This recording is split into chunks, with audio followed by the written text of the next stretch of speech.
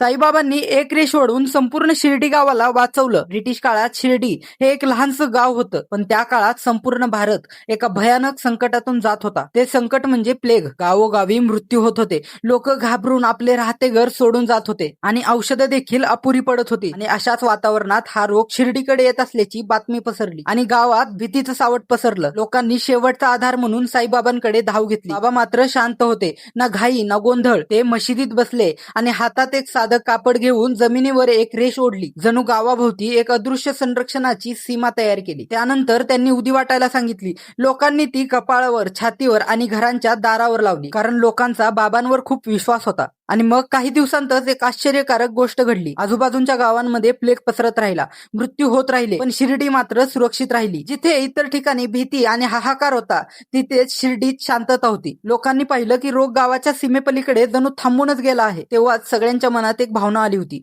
ही उदी ही साधी नव्हती आणि बाबांनी ओढलेली रेष ही साधी नव्हती. ती बाबांची कृपा होती. जिथे औषधं अपयशी ठरली, तिथे श्रद्धा उभी राहिली आणि त्या श्रद्धेमुळे शिर्डी वाचली. जर तुम्हाला हा व्हिडिओ आवडला असेल तर कमेंटमध्ये साईबाबा नक्की लिहा.